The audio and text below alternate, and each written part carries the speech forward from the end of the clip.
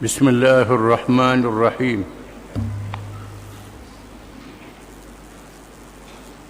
عن أبي هريرة رضي الله عنه قال قال رسول الله صلى الله عليه وسلم ما بين النفختين 40. قالوا يا أبا هريرة 40 يوما.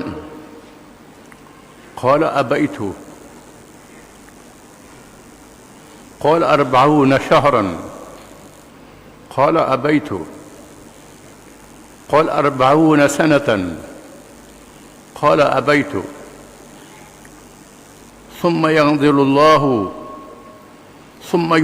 الله من السماء ماء فينبتون فينبتون كما ينبت البقل. قال وليس من الإنسان شيء إلا يبلى إلا علما واحدا وهو عجب الذنب ومنه يركب الخلق يوم القيامة. أخرجه البخاري ومسلم. Hadis ini hadis sahih riwayat Bukhari dan Muslim. Yang paling sahih selepas Al-Quran Al-Karim di sisi Ahlussunnah wal Jamaah. Artinya dari Abi Hurairah radhiyallahu anhu katanya telah bersabda Rasulullah sallallahu alaihi wasallam, jarak masa di antara dua tiupan sangkakala yang mematikan dan menghidupkan ialah 40 tahun. Mereka bertanya, kan Abu Hurairah, 40 hari kah? Katanya, aku tidak mahu memberitahu.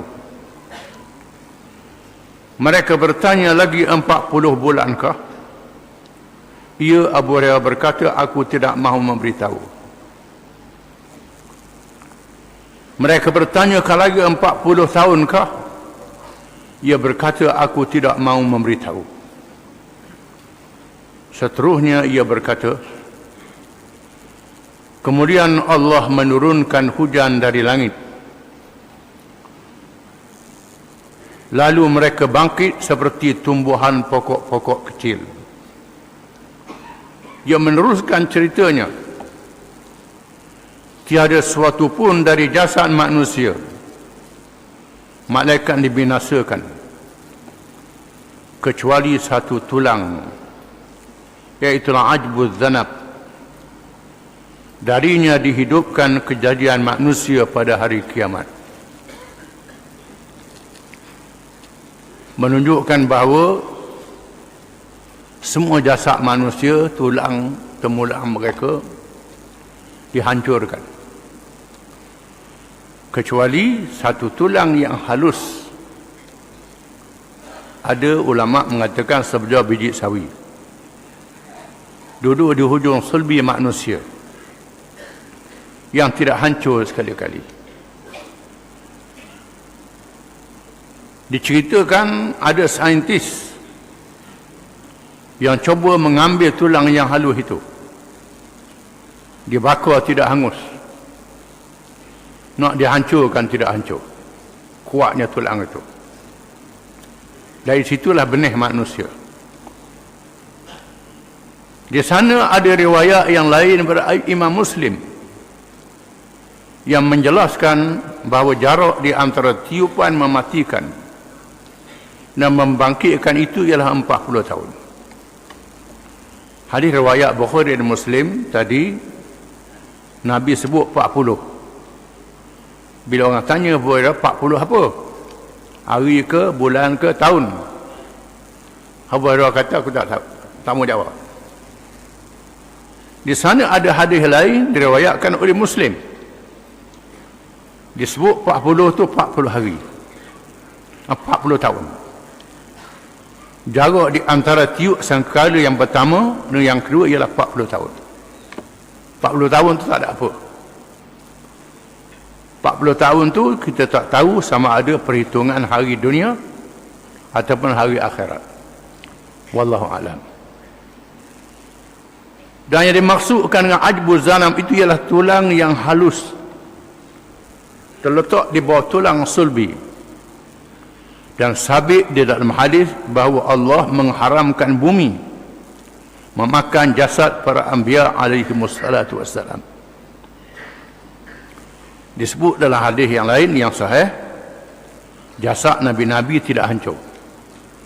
Allah Ta'ala mengharamkan bumi memakan jasad nabi-nabi. Terdapat kekhilafan di kalangan ulama tentang jumlah tiupan sangkakala. Ada yang mengatakan 2 kali, ada yang mengatakan 3 kali, ada yang mengatakan 4 kali. Tetapi pendapat yang paling kuat ialah 2 kali, iaitu nafkhatul sa'iq, tiupan mematikan, dan nafkhatul qiyam, tiupan membangkitkan semula. Boleh jadi yang 2 lagi itu sebagai pecahan-pecahan sahaja, macam gunung berapi, gempa bumi, dia ada susulan dia. Wallahu alam. Yang besarnya 2. Dan apabila Allah menghendaki berlakunya kebangkitan semula, menghidupkan kembali Jibril, Allah Ta'ala hidupkan Jibril, Israfil, Mikail dan Izrail, lalu diperintah supaya ditiup sangkakala. Apabila ditiup maka berlakulah kebangkitan seperti yang tersebut dalam ayat dan hadis yang tersebut di atas. Orang yang pertama dibangkitkan ialah Nabi kita Muhammad sallallahu alaihi wasallam. Yang pertama ialah Nabi kita Muhammad sallallahu alaihi wasallam. Di antara dalilnya ialah sabda Rasulullah sallallahu alaihi wasallam, "Ana awwalun nasi khurujan idza bu'ithu wa ana khatibuhum idza wufidu wa ana mubashiruhum idza ayisu wa liwa'ul hamdi biyadi wa ana akramu waladi adam ala rabbi wala fakhra." Rawahu Tirmizi. Artinya, akulah awal-awal manusia yang keluar apabila mereka dibangkitkan. Akulah yang menjadi juru cakap mereka apabila mereka berduyun-duyun dengan rombongan tanpa mengetahui keputusan. Akulah yang memberi khabar gembira kepada mereka apabila mereka berputus asa. Liwa'ul hamd, bendera kepujian berada di tanganku, dan akulah semulia-mulia manusia di sisi Tuhanku, bukannya bermegah, bukan memegah. Iaitulah Allah Ta'ala makbulkan doa umat tiap-tiap lepas azan iqamat, wa ba'asu maqaman mahmudan lilladhi wa'atta innaka la tukhliful mi'ad. Tiap-tiap lepas azan kita doa ini, supaya Allah Ta'ala lantik Nabi kita dengan kemuliaan. Disebut dalam hadis, barang siapa yang menjawab azan sebagaimana disuruh, kemudian dia doa dengan doa itu, mewajibkan syafaat aku pada hari kiamat. Itu hadis sahih.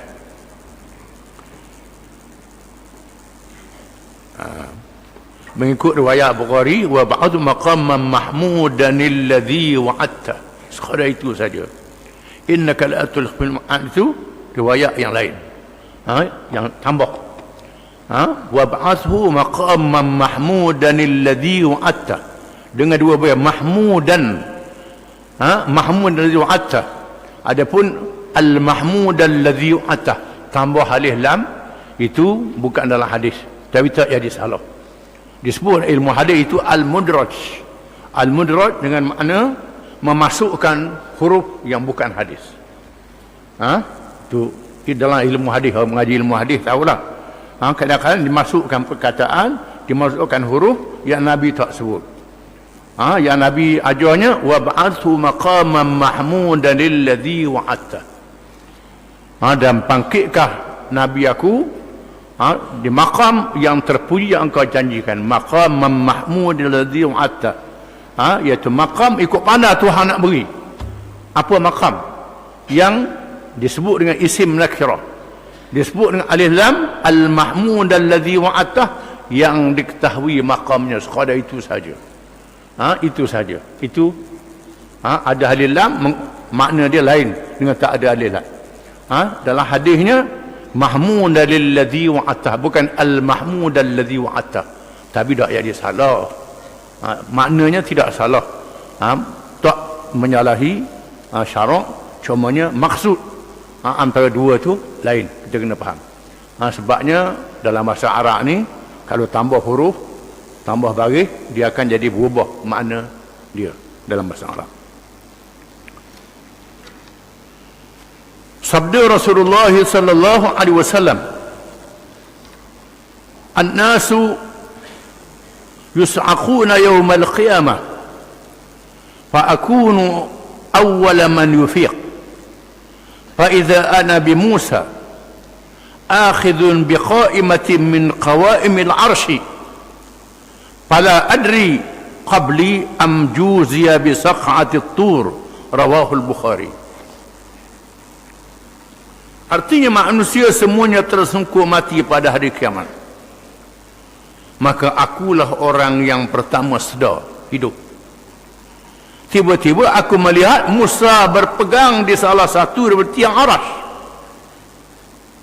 Aku sedar, bangun aku tengok Musa duduk pegang di tiang arash. Nabi Musa. Atau diberi balasan dengan peristiwa pengsan di Bukit Tur. Aku tak tahu pasal apa Musa, aku tengok dia ada dah duduk peluk tiang arash.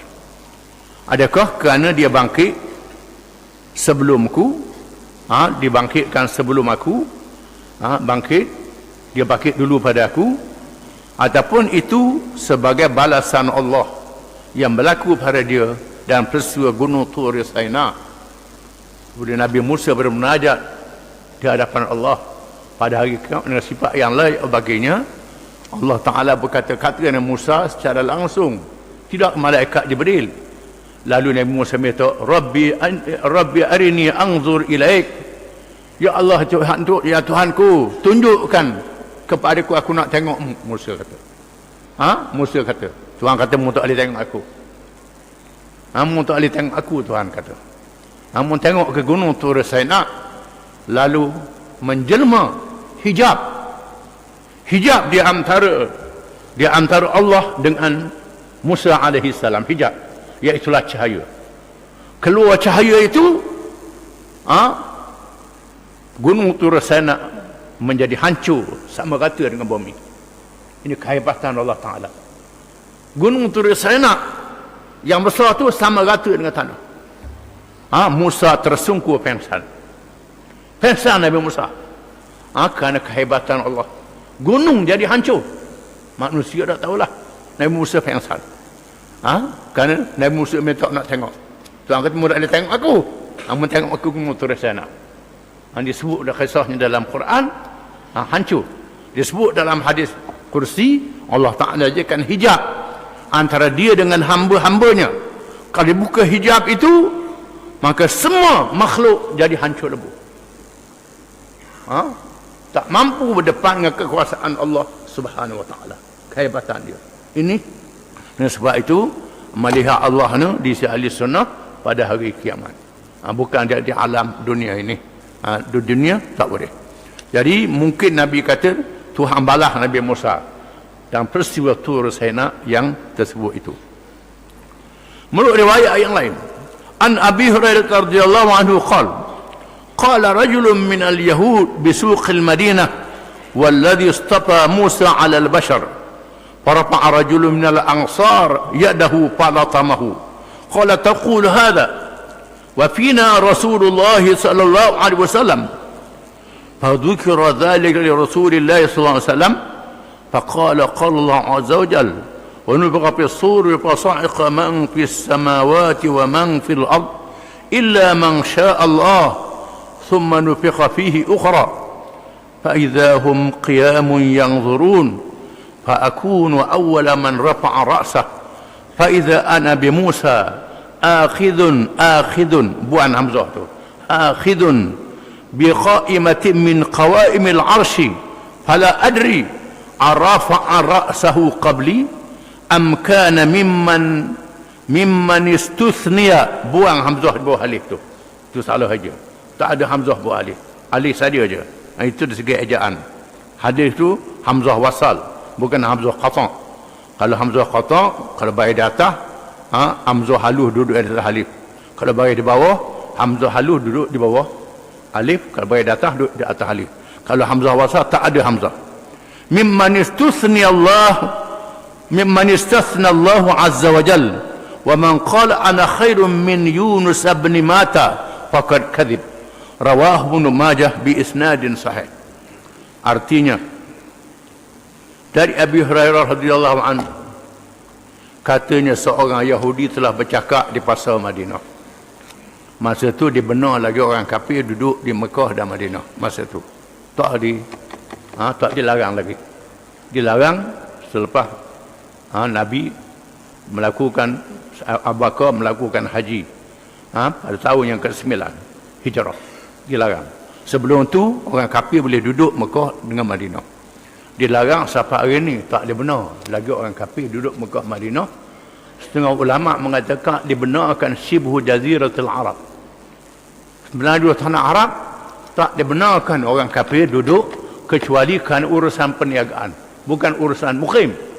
Sekarang buat perkalaan tentera pada dah. Ini sudah menyalahi syariat Islam. Ulama-ulama tak boleh nak kata apa. Kalau kata apa kena takak, kena igak. Ini di negara Arab. Banyak ulama kena tangkap di negara Arab sekarang ni. Di Saudi, di Mekah, Madinah, ulama-ulama ditangkap kerana menegur, kerana mengkritik banyak benda yang tak betul. Menahan ulama. Antaranya Syekh Salman Audah ditahan sekarang ni 2-3 hari lepas ditangkap. Dikatakan lebih 20 orang ulama yang terkenal di Saudi sedang ditahan sekarang kerana mengkritik, menegur kerajaan, buat benda-benda yang salah, yang tak betul. Tak apalah, itu cerita tambahan saja.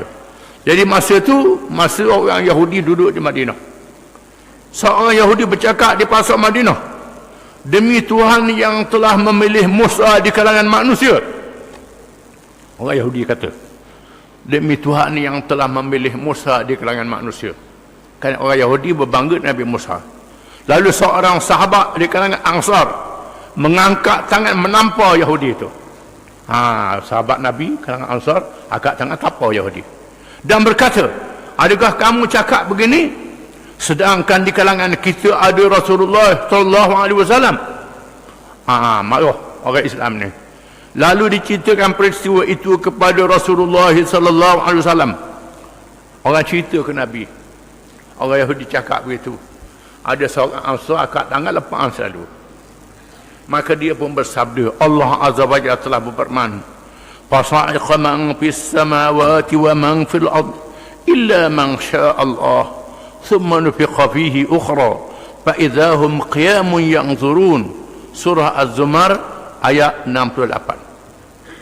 Artinya, dan ditiuplah sangkakala, maka matilah sesiapa yang di langit dan di bumi, kecuali sesiapa yang dikehendaki oleh Allah. Kemudian ditiup pula pada sangkakala akan tiupan yang lain, maka dengan serta-merta mereka bangun menunggu kesudahan masing-masing. Itu peristiwa sangkakala. Yang pertama mati, yang kedua bangun manusia, dibangkit, dihidup. Maka akulah orang yang pertama mengangkat kepalanya, kata Nabi. Tiba-tiba aku lihat Nabi Musa memegang tiang dari kalangan tiang-tiang aras. Aku tengok Musa pegang tiang aras. Musa ada kelebihan. Ada kelebihan, jangan lepang-lepang itulah. Ada kelebihan Nabi Musa. Maka aku tidak tahu adakah ia mengangkat kepalanya dahulu daripada aku atau termasuk di kalangan orang-orang yang dikecualikan oleh Allah Azza wa Jal. Tu ambil kelebihan dengan sebab peristiwa Tur Saina. Dan sesiapa yang berkata aku lebih baik daripada Yunus bin Matta, maka sesungguhnya dia bohong, kata Nabi. Barang siapa yang kata aku lebih pada Nabi Yunus, dia bohong. Jangankan Musa ni lebih pada Yunus lagi. Nabi Yunus ialah Nabi yang disebut dalam Al-Quran yang mendoakan untuk turun bala atas kaum dia. Kemudian dia meninggalkan negeri dia. Dia nampak awan nak turun bala, tiba-tiba awan lari. Awan lari dah, dia turun bala.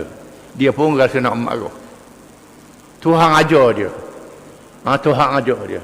Dia naik di atas kapal, mari ribut, lalu orang kapal capak dia dalam laut, nyetelang di ikan. Kemudian Allah Ta'ala selamatkan dia. Kisah yang disebut dalam Quran yang terkenal dengan tasbih dia, Tuhan selamatkan dia, itu Nabi Yunus AS. Nabi Yunus mengajuk, tapi dia ingat pada Allah Ta'ala. Dia bertasbih, menganggap dia orang yang zalim, Tuhan ampunkan dosa dia. Yunus yang begitu pun tak boleh kata lebih pada aku, kata Nabi. Ini Nabi kita tawaduk, merendah diri. Tak dinafikan Nabi semulia-mulia Rasul. Hadis tersebut menyatakan bahawa Rasulullah SAW adalah orang yang pertama yang dibangkitkan, dan menyatakan betapa tawaduknya apabila menghargai pemberian itu dari Allah Subhanahu wa taala. Seseorang manusia itu dibangkit pada hari kiamat sebagaimana ia mengakhiri hidupnya di dunia. Wallahu a'lam.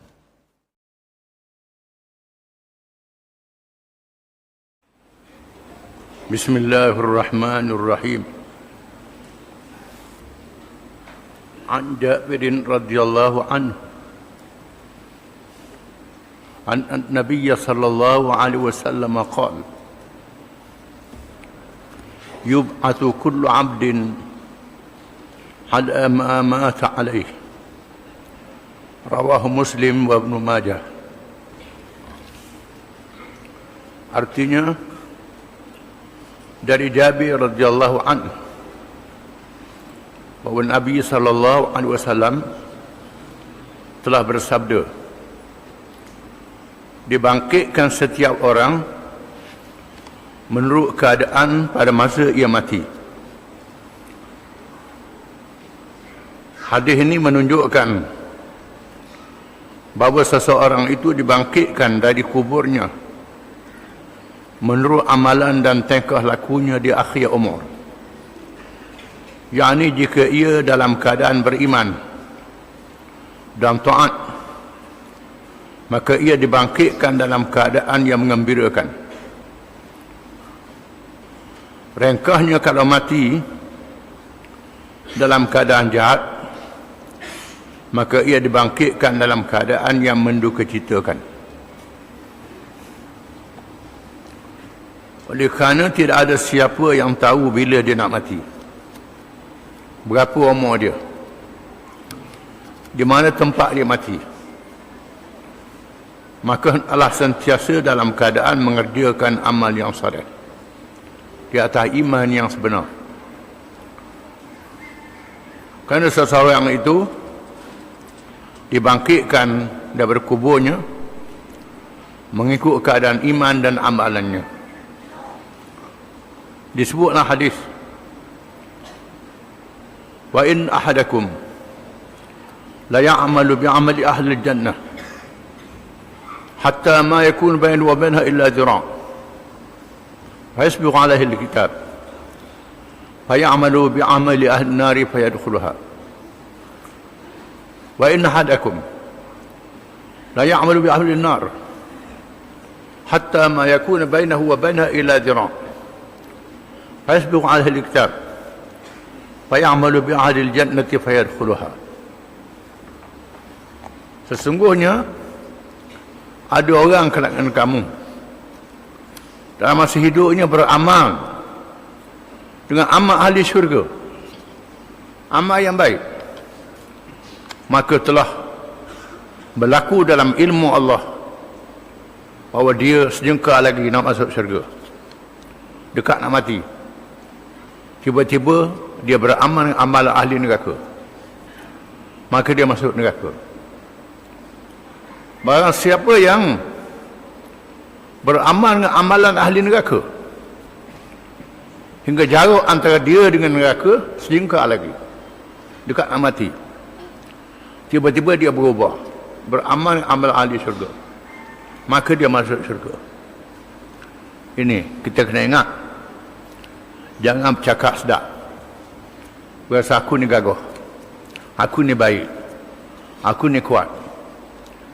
Di sinilah betapa kita diajar oleh Nabi SAW mengikut apa yang ditunjuk oleh Allah, supaya sembahyang 5 waktu dan tiap-tiap rakaat kita berdoa dengan ihdinas siratal mustaqim. Wahai Tuhan kami, tunjukkanlah kami ke jalan yang betul. Tak betul lagi ke? Betul dah. Dah mengapa? Pasal apa? Doa tiap-tiap rakaat minta tunjuk jalan yang betul. Dah betul dah, biar situlah. Hidup dalam dunia banyak cabaran. Manusia boleh berubah. Boleh berubah. Ada kelemahan-kelemahannya. Maka kita jangan bergantung dengan pandai kita saja, bijak kita saja, kuasa kuat kita saja. Mestilah bergantung dengan Allah Subhanahu Wa Taala supaya menolong kita dalam hidup ini. Biar mati dalam keadaan husnul khatimah, dalam keadaan mati yang baik, dalam keadaan kita bergantung pada Allah Taala. Sebijak-bijak iblis, sepandai-pandai iblis, cerdik menatang iblis ni, dan dah tengok syurga neraka. Syurga tengok dah, neraka tengok dah. Boleh berdialog dengan Allah Ta'ala. Tetapi ada satu sifat dalam diri iblis, iaitulah aba wastakbar. Aba, suka melawan. Orang kata begini, suka melawan. Ini ada perangai manusia. Manusia ada perangai iblis ni. Dia suka melawan. Dia tahu betul, tapi suka nak lawan. Suka nak canggah. Wastakbara, dan sombong. Ada sombong, suka melawan. Bila ada dua perkara ni, jadi iblis. Maka iblis masuk neraka. Walaupun cerdik, walaupun bijak. Maka kita kena bergantung dengan Allah Ta'ala. Ini hikmah mengapa kita disuruh sembahyang 5 waktu dan berdoa tiap-tiap rakaat, ihdinas siratal mustaqim. Allah Ta'ala bangkitkan manusia pada hari kiamat mengikut bagaimana iman dan amalan dia di atas dunia ini. Yang pada akhir apa dia? Peristiwa dibangkitkan semula sesudah mati adalah menjadi ujian yang besar kepada manusia. Dalam ujian sama ada sungguh-sungguh beriman kepada Allah dan Rasul, di samping beriman kepada hari akhirat. Adanya kebangkitan hidup semula selepas mati bukan saja berkait dengan beriman kepada hari akhirat, berkait juga beriman kepada Allah, kerana perkara ini diberitahu oleh Allah Subhanahu Wa Taala. Berkait dengan beriman kepada Rasul, diberitahu oleh Rasul, termasuk Rasulullah sallallahu alaihi wasallam. Dan berkait beriman berkitab, diberitahu dalam Quran. Berkait dengan beriman pada malaikat, malaikat yang bawa wahyi. Ini berkait dengan semua rukun-rukun iman. Orang musyrikin Mekah telah menjadikan di antara hujah-hujah bagi mempersendakan Rasulullah sallallahu alaihi wasallam, diriwayatkan bahawa Ubay bin Khalaf, salah seorang pembesar Mekah, kafir musyrikin yang melawan Nabi sallallahu alaihi wasallam, telah datang menemui Rasulullah sallallahu alaihi wasallam dengan membawa tulang yang telah reput. Dia bawa tulang yang hancur dan dia meniupkan habuknya ke arah Rasulullah sallallahu alaihi wasallam dengan berkata, adakah awak percaya bahawa Tuhanmu dapat menghidupkan tulang yang telah reput ini? Rasulullah SAW bersabda kepadanya, Naam, yumituka Allahu thumma yab'athuka thumma yahsyuruka ila nar. Riwayat Ibnu Katsir. Bil Ubay bin Ka'ab bawa tulang yang hancur, dia hembuh tulang depan Nabi. Dia nak mempersendakan Nabi SAW. Adakah mu percaya tulang yang hancur ni boleh jadi hidup semula? Nabi kata, ya, Allah mematikanmu. Kemudian ia membangkitkanmu semula. Kemudian dia memasukkanmu ke dalam neraka. Nabi kata. Mengapa masuk neraka? Kerana mu tak percaya. Tak percaya adanya manusia dihidupkan semula. Allah Ta'ala tunjuk pada kita dalil-dalil yang banyak. Bagaimana seekor binatang yang mati, bangkai, jadi ulat berjota. Jadi ulat pula berjota. Bagaimana biji yang keras, yang keras keluar daripada buah, sama ada biji durian, mempelam, pokok-pokok sayuran, padi, gandum. Tengok biji tu keras kejung. Bila tanam, kena air, tumbuh balik. Ini kekuasaan Allah yang menjadi dalil Allah Ta'ala Maha berkuasa untuk menghidupkan semula mereka yang sudah mati. Sesungguhnya tiada siapa yang dapat melarikan diri dari peristiwa yang dahsyat ini. Ketahuilah bahawa orang yang tidak percaya akan mengalaminya dalam keadaan yang menakutkan. Dan orang-orang yang sungguh percaya merasa amat gerun dengan kedahsyatannya, sehingga memandang dunia dan segala isinya adalah terlalu kecil dan hina kalau dibandingkan dengan segala peristiwa di akhirat. Seorang yang kuat keyakinannya kepada hari akhirat, bila fikir tentang hari akhirat, dia akan merasakan dunia yang kecil sangat. Orang yang tak percaya, tunggulah peristiwa masanya. Marilah kita mengambil iktibar dari satu hadis Nabi SAW yang menceritakan menceritakan seorang yang terlalu takut pada dosa yang telah dilakukan. Ada satu hadis. Hadis ni riwayat Al-Bukhari, Muslim, Nasa'i dan Ibnu Majah. Cerita zaman dulu, sebelum kelahiran Nabi Muhammad SAW, di kalangan Nabi-Nabi zaman dahulu, yang syariatnya lain dengan syariat Al-Quranul Karim.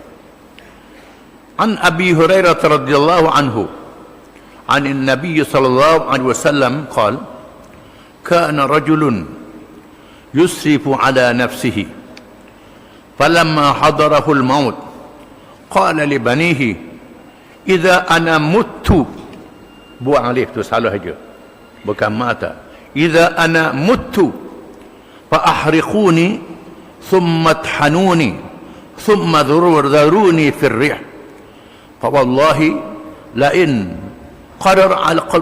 قدر على ربي لا يعذبني عذابا ما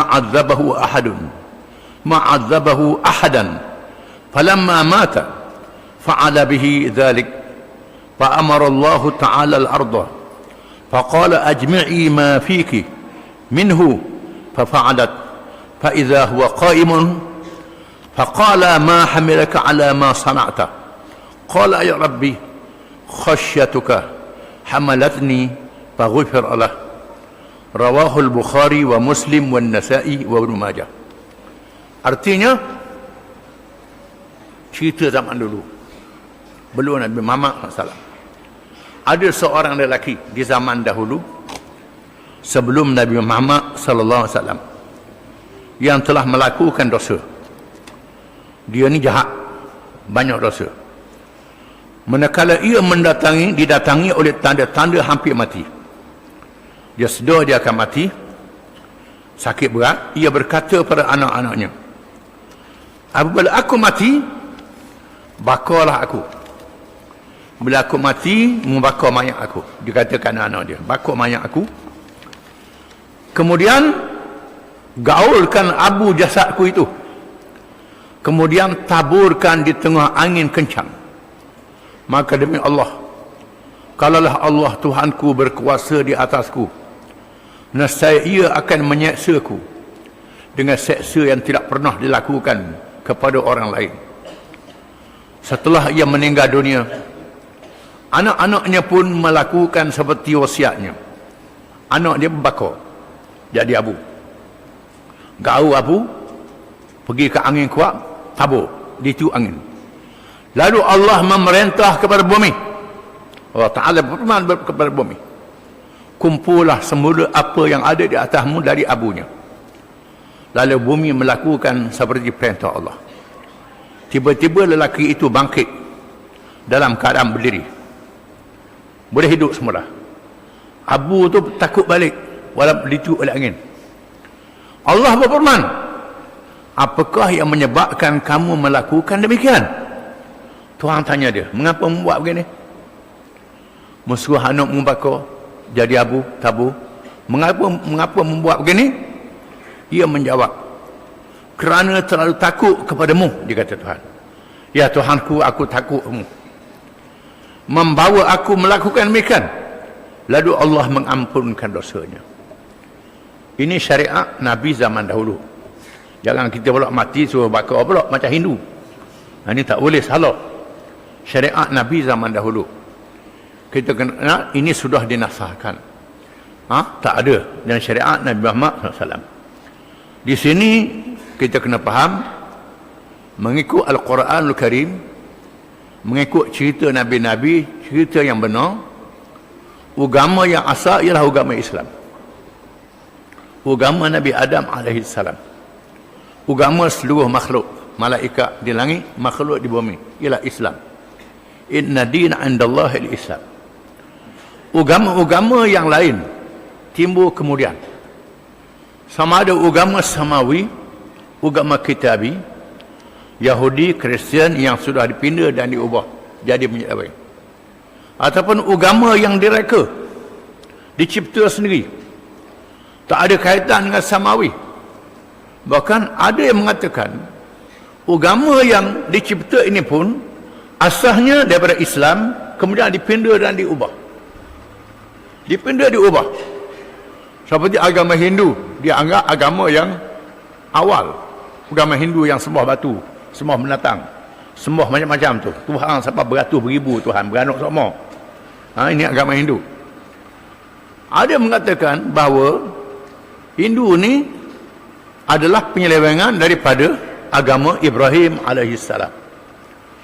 Ibrahim dilahirkan di Babylon, Babil, iaitu negeri purba di antara Iran, Iraq, Turki dan Syria. Negeri zaman dulu. Dalam peta dunia tak ada sekarang ni. Zaman dulu, negeri Babil, Raja Namrud. Ibrahim dilahirkan di Babil. Ibrahim membawa ajaran Islam. Ibrahim berhijrah ke Palestin. Ada kalangan ahli sejarah mengatakan ada pengikut Ibrahim yang berhijrah ke India. Membawa agama asal ini. Tetapi setelah berlalu ribu-ribu tahun, lama sangat, jadi menyeleweng. Dengan sebab itu dalam agama Hindu banyak Tuhan dia. Antara Tuhan dia Allah, dia percaya juga Allah. Antara Tuhan dia Shiva. Shiva ni tukang jaga perang. Antara Tuhan dia Brahma. Ada mengatakan Brahma ni daripada Ibrahim. Brahma. Kita orang Islam kata Ibrahim. Orang Yahudi kata Ibrahim. Orang putih kata Abraham. Hindu kata Brahma. Orang Hindu menganggap Brahma adalah Tuhan.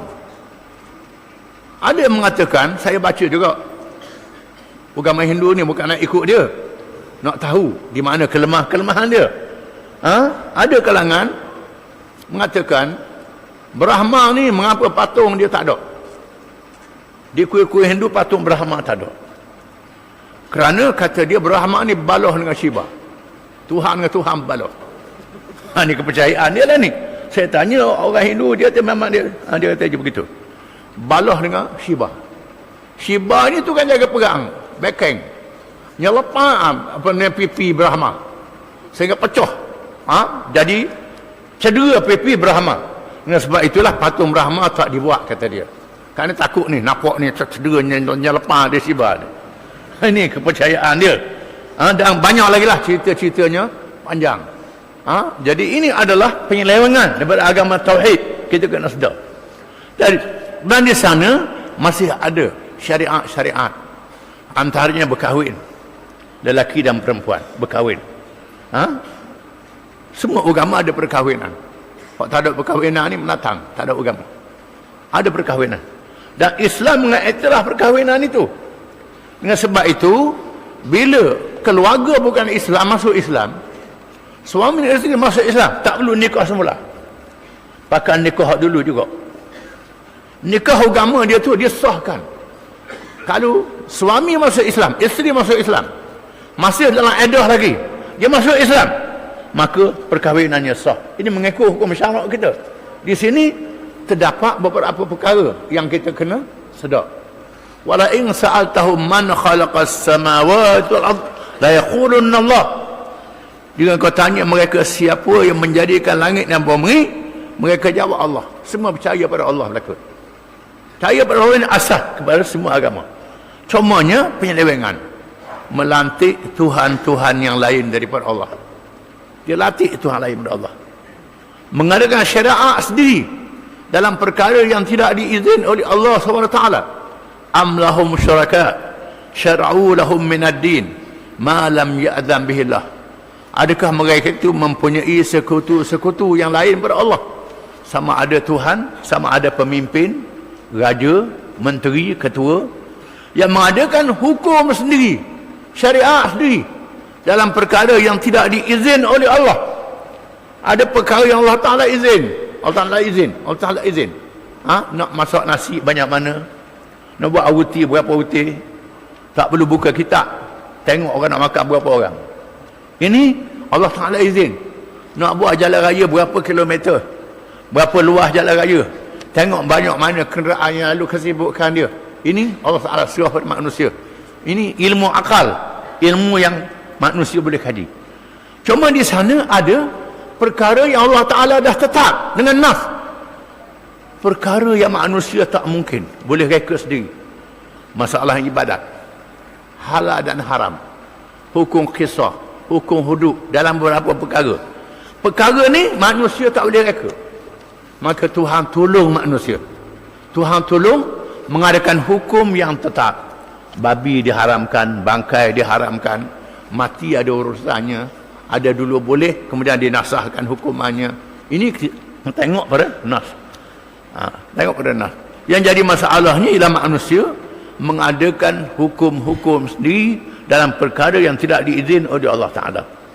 Di sana ada hukum yang dinasahkan. Maka hukum bakar mayat ni tak dibenarkan oleh Islam. Dinasahkan oleh syariat Nabi Muhammad SAW. Tetapi berlaku di zaman dahulu. Hak Nabi cerita ni zaman dulu. Ada orang yang wasiat anak dia bakar mayat dia. Kerana takut dosa yang dia buat.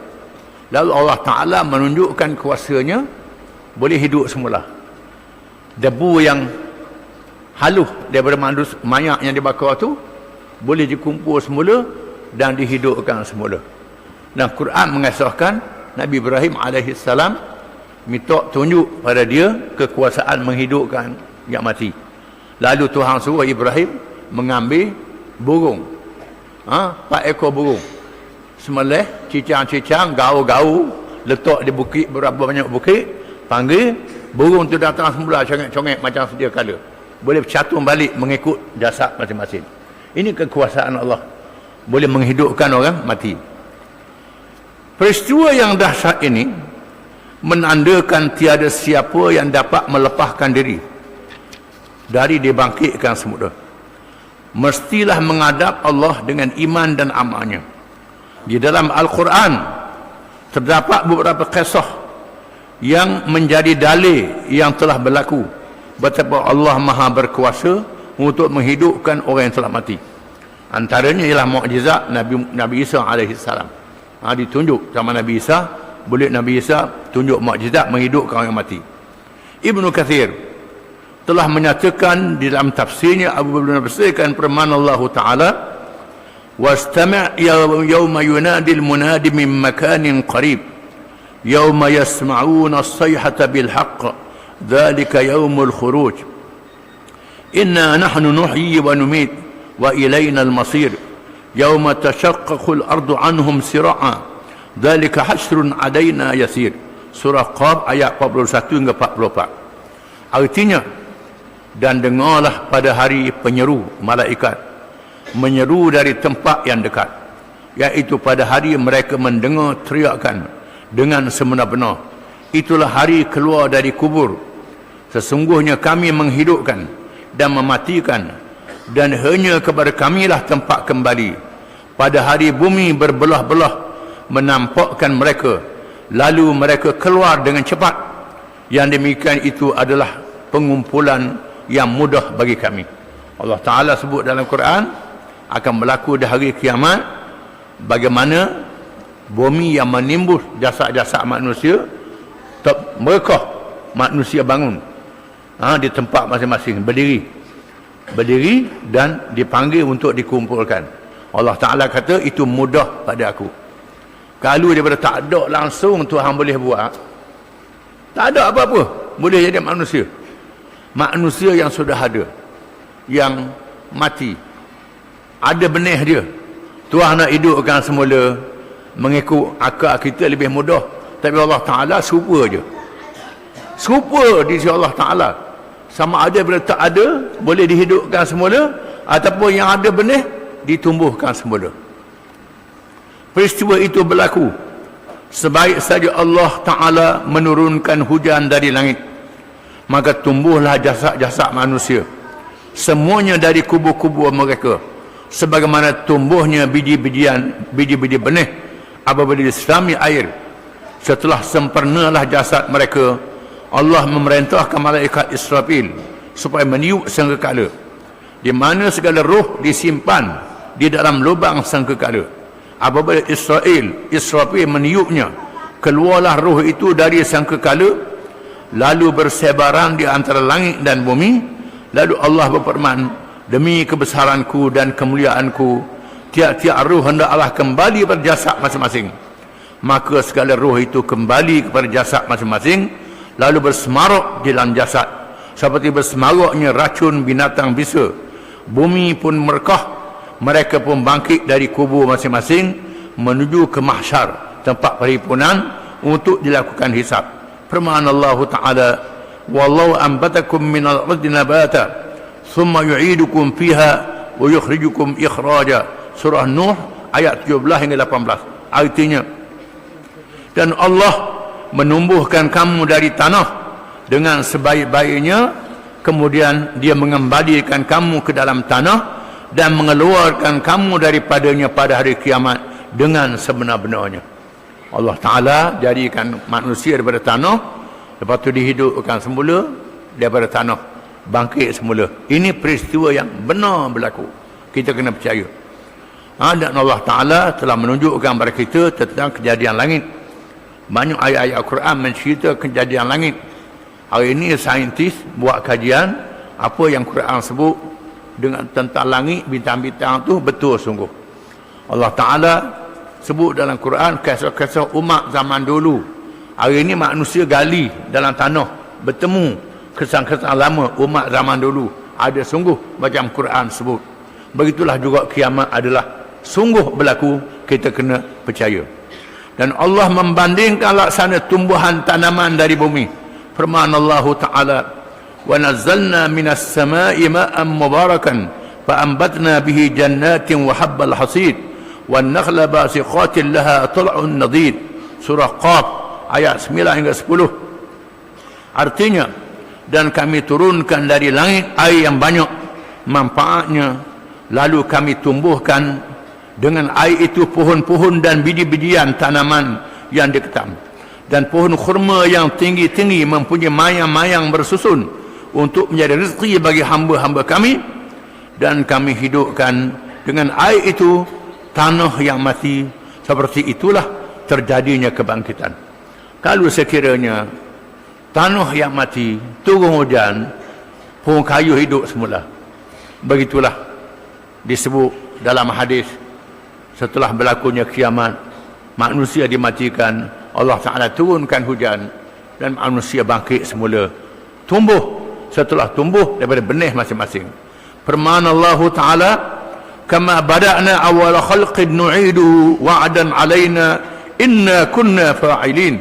Suratul Anbiya ayat 104. Artinya, sebagaimana kami telah memulai penciptaan pertama, begitulah kami akan mengulanginya. Itulah satu janji yang pasti kami tepati. Kalau Allah Ta'ala berjanji, Allah Ta'ala tak mungkin janji sekali-kali. Allah Ta'ala berjanji dalam kitab dia melalui lidah rasul-rasul dia bahawa manusia yang mati akan dihidupkan semula.